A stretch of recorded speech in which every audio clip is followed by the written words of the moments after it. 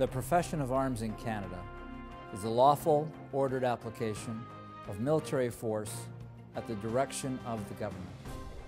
This duty places a great responsibility on the shoulders of all of us as Canadian Forces members, a responsibility that is expected by the people of Canada.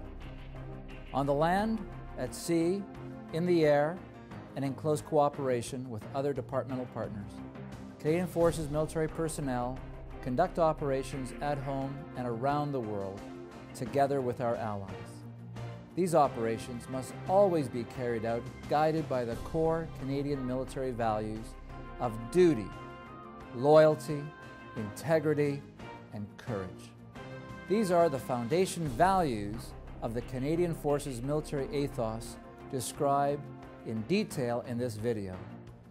Tous les membres de Forces canadiens peuvent être très fiers et inspirés par leurs concitoyens qui ont si bien combattu à 20 haut, et ce depuis la formation de la première unité des forces régulières. La bataille de la Crête de Vimy, Passchendaele, Dieppe, le jour J, la bataille d'Angleterre, la bataille d'Atlantique, la guerre de Corée et la guerre froide.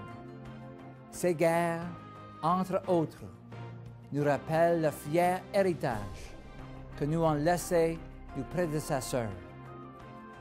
Il en est de même lorsqu'on parle de la Bosnie, de la poche de Medak, du Kosovo et des autres opérations de soutien aux Nations Unies.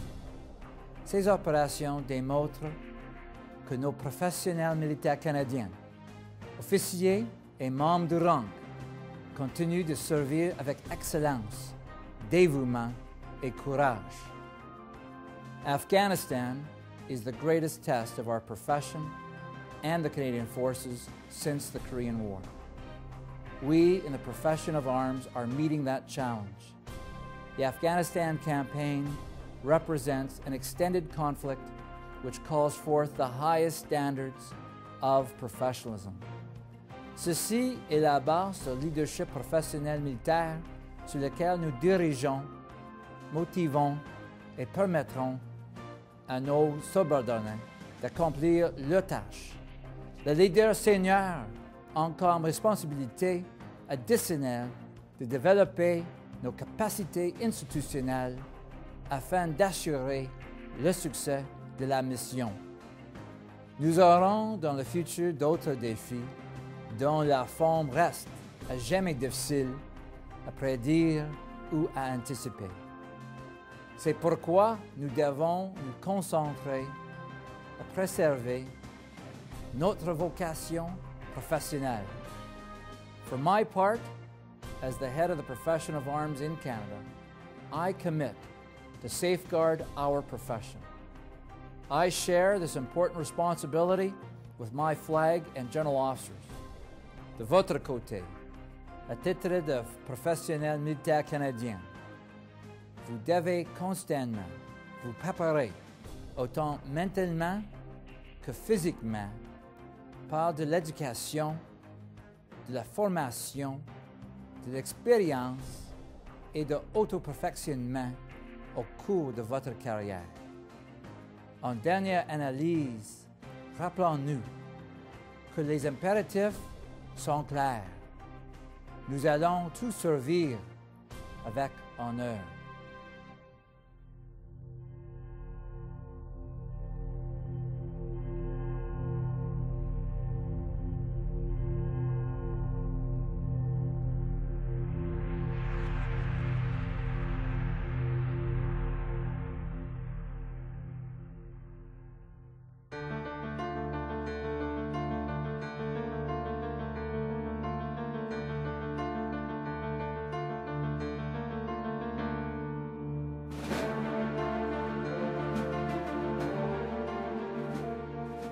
Lorsque des hommes et des femmes se joignent aux forces canadiennes et revêtent l'uniforme, ils embrassent une profession unique, la profession des armes. Ils demeureront toujours des citoyens. Cependant, Tant qu'ils porteront l'uniforme, ils ne seront plus des civils puisqu'ils acceptent des obligations et des responsabilités qui ne sont pas partagées par aucun autre citoyen canadien.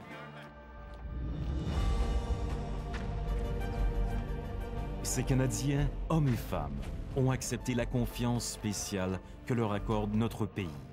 Ils puisent inspiration et courage dans les réalisations de ceux et celles qui les ont précédés, dont ils partagent fièrement l'héritage, les coutumes et les traditions.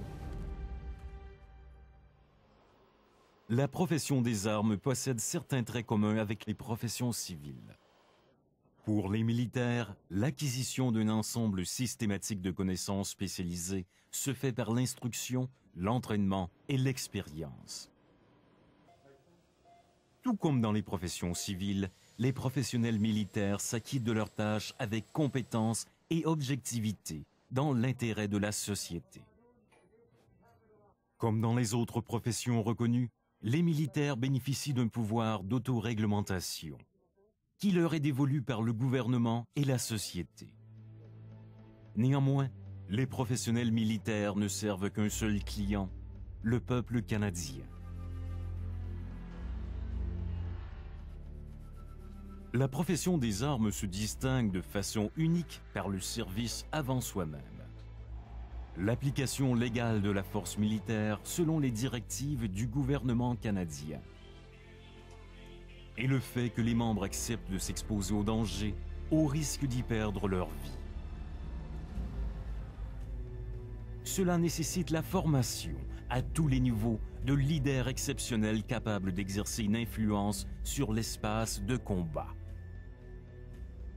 Les professionnels militaires canadiens effectuent un large éventail de missions et de tâches, tout en maintenant la souveraineté nationale et la sécurité sur le continent. Les forces canadiennes sont appelées à aider et à protéger les Canadiens lors de désastres naturels et de situations d'urgence. Sur la scène internationale, les forces canadiennes soutiennent des objectifs canadiens en matière de politique étrangère, tels la protection des droits de la personne et le soulagement de la souffrance humaine. Une des tâches les plus difficiles et les plus dangereuses des forces canadiennes consiste à intervenir dans les États non viables, tels l'Afghanistan, dans le but de promouvoir la stabilité internationale. We are empowered to use lethal force in the accomplishment of our mission. And sometimes it has to be done, which is of course why you need well-trained, well-equipped, well-led, disciplined, fit, and mentally and physically tough soldiers, sailors, and airmen to go overseas and do these types of operations. If you don't, the mission will fail. The results of the mission failing will be potentially horrendous for Canada, and as importantly, those whom we're charged to protect, the weak and the innocent, will lose their lives. Étant donné que la profession des armes se pratique de façon collective, elle est plus inclusive que bien d'autres professions. Les officiers et les militaires du rang travaillent de concert et partagent les mêmes risques, fardeaux et récompenses. Cette relation est une des plus sacrées au sein de la profession. Son existence même reflète une identité professionnelle commune et produit des leaders forts et efficaces. In 2003-2004, I was deployed to Afghanistan for Rota Zero of Apathina as part of the 3RCR battle group. I was a combat support company sergeant major, and part of my responsibilities were for the security of Camp Julian. We had a mine strike incident quite early on in the tour where 2 of our soldiers were killed and several others wounded. We deployed the QRF, our Quick Reaction Force, to that area to secure the area for the engineers to be able to recover the bodies and extricate our soldiers from the danger area. The soldiers had already started extricating themselves from the mine blast area using the drills that they had been taught. When the QRF arrived, two of our sergeants arrived on scene to help with the security, and it took several hours, about 14 hours in all, for them to secure the area, clear the mine threat, and be able to recover the fallen soldiers and the other soldiers who had been wounded. During the process of that event, they had told the 2 sergeants from the QRF, who were from my regiment, that they didn't need to remain there any longer because they had had the situation in hand. But part of the code of ethics of my regiment is that we don't leave any wounded soldiers or fallen comrades on the battlefield. So those soldiers or those two sergeants stayed there throughout the next 16 hours or so that they could recover their fallen comrades from the battlefield. And when I'd heard the story and when we'd done the after-action review, to me it just exemplified the ethics and the professional standards of our NCO Corps. These guys represented to me what's best with our regiment, what's best with the Canadian Forces, and what's best with Canadian society at large. Le concept de la profession militaire s'articule autour de 4 attributs: responsabilité, expertise, identité et un ensemble de valeurs et de croyances fondamentales qui constituent l'éthos militaire. Cet éthos est l'esprit qui unit tous les membres de la profession. La responsabilité première des militaires est envers le gouvernement du Canada et ses citoyens, en assurant la défense de la nation et de ses intérêts. Les militaires ont également la responsabilité interne de maintenir la profession au plus haut niveau d'excellence et d'efficacité opérationnelle. L'environnement complexe des conflits armés modernes exige une expertise qui s'acquiert par une formation et un apprentissage militaire continu. Afin de mener à bien des opérations intégrées qui comprennent les conflits armés, les interventions de maintien de la paix et l'aide humanitaire. Les connaissances professionnelles militaires sont structurées autour d'un système général d'encadrement de guerre et de conflits qui comprend la tactique, l'art opérationnel et la stratégie. En tant que gardiens de l'État, les militaires continuent à faire partie de la société canadienne, mais possèdent en même temps une identité distincte. In the spring of 2007, I was overseas in Afghanistan with the Hercules crew. And one particular morning, we had been asked to perform a new tasking of sorts. We can cover all sorts of different missions as a tactical Hercules crew, but this particular day, due to convoys being intercepted the week before by the Taliban, we had been asked to perform a last-minute refueling mission into a very dangerous airfield, where we would fly in with the Herc and actually shut down our engines against usual orders for this airfield to offload the fuel out of our wings and resupply this entire airfield and for their helicopters, vehicles, etc. And so without a second thought in the planning or a lot of consideration towards the risks that would be involved, the very professional crew went right to work in putting the plan in place, getting enough fuel uploaded into the wings to conduct that mission as we were tasked that day. Then, once we got there on the ground, the tasking changed. As we're offloading the fuel, we got a call from the tower saying that something had happened in the town.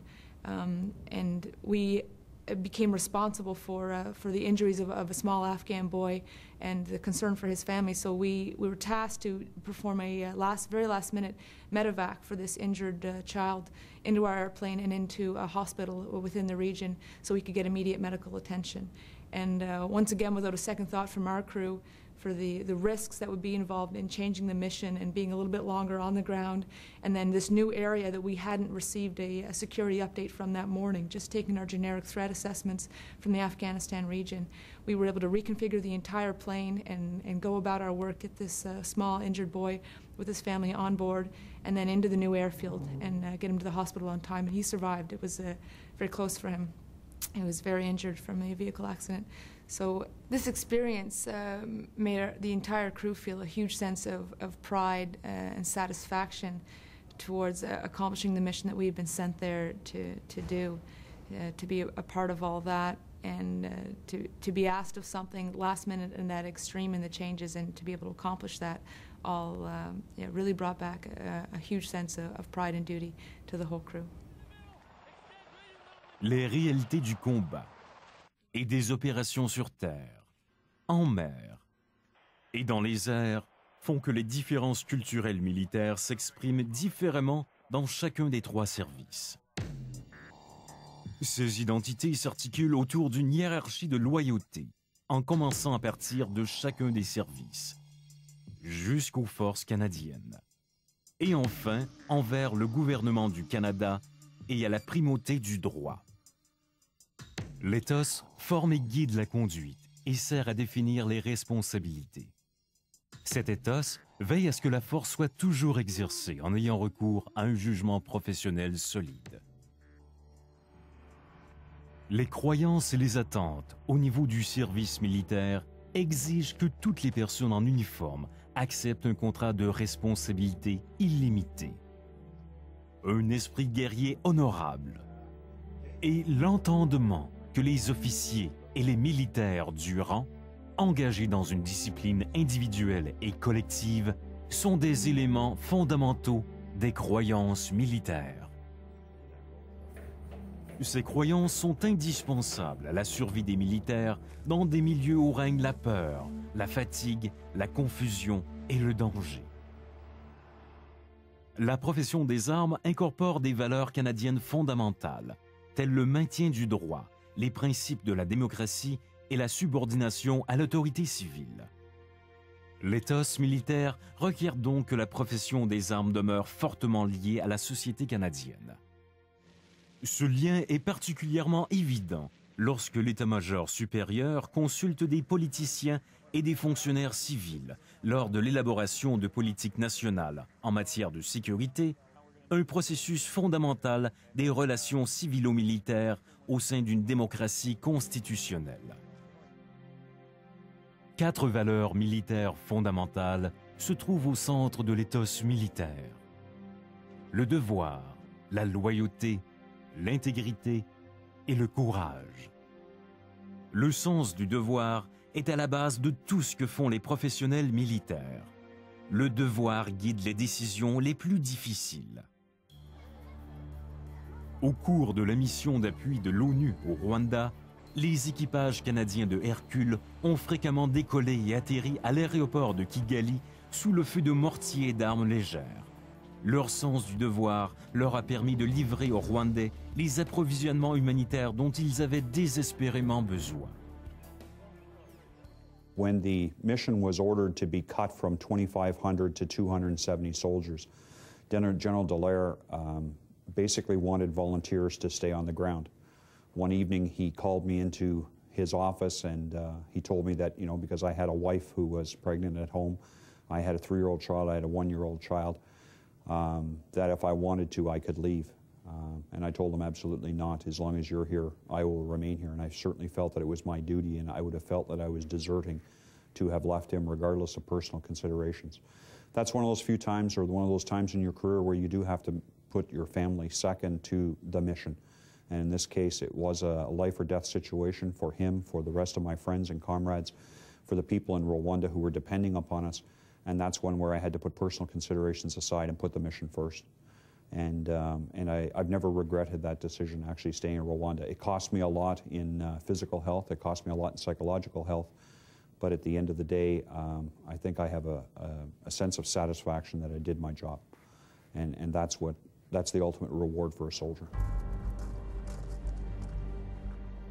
La loyauté militaire s'applique au devoir, à l'allégeance personnelle envers le Canada, à l'engagement envers le maintien du droit et au dévouement envers ses camarades. La loyauté soutient les militaires durant les périodes difficiles. Au cours de l'opération de récupération de l'avion de la Swissair, au large des côtes de la Nouvelle-Écosse, des marins de tout grade ont insisté pour accomplir leur devoir, en dépit des occasions de repos qui se présentaient à eux. Leur loyauté envers leurs camarades exigeait qu'ils partagent et accomplissent des tâches accablantes au niveau émotionnel. L'intégrité militaire exige des membres de la profession des armes du Canada un engagement indéfectible envers les principes et les obligations morales. Chaque membre doit être responsable de ses actes, sans égard aux difficultés physiques, aux risques, au succès ou à la popularité.